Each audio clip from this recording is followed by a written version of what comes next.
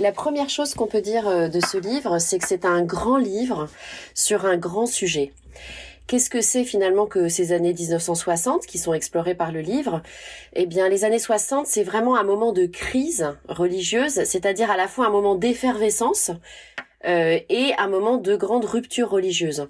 On pourrait comparer les années 60, par exemple, et c'est ce que Hugh MacLeod, l'auteur, fait dans l'introduction. On peut les comparer à la réforme dans les pays protestants, au bouleversement que fut la réforme, ou par exemple à celui que fut la Révolution française en France. Donc, ce qu'on peut dire de cet ouvrage, c'est que c'est vraiment une des meilleures lectures que l'on a sur le sujet de la crise religieuse des années 1960. Pourquoi ? D'abord parce que c'est un ouvrage véritablement comparatiste. Et la comparaison en histoire, c'est un exercice périlleux.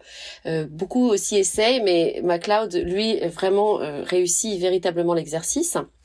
Alors, quelles sociétés compare-t-il ? Eh bien, on a des sociétés anglophones, comme le Royaume-Uni, les États-Unis, mais aussi des espaces francophones en Europe et également germanophones. Donc, il arrive à comparer ces sociétés et à comparer l'expérience religieuse de manière vraiment fine et tout à fait élégante.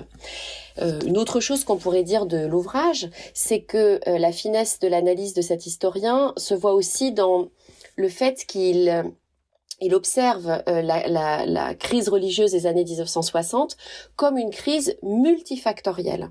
Souvent, on a tendance à privilégier un facteur plutôt qu'un autre pour expliquer ce moment de rupture religieuse, mais la force de l'ouvrage, c'est de toujours examiner un à un les différents facteurs qui sont en œuvre dans ce mouvement de rupture religieuse. Donc, quel facteur a-t-on ? Le facteur religieux, bien sûr, évidemment, on en reparlera, mais aussi le facteur économique et social, c'est l'avènement de la société de consommation, de la prospérité, et on a également, bien sûr, des facteurs culturels. J'ajouterai pour terminer qu'une des grandes originalités du livre, ça tient vraiment à l'exploitation que l'historien fait des sources orales, des témoignages qui n'ont pas été publiés, mais qui sont les témoignages de contemporains qui vécurent cette crise religieuse des années 60, ce qui fait qu'on plonge dans le vécu de monsieur et madame tout le monde à travers les différents bouleversements religieux des années 1960.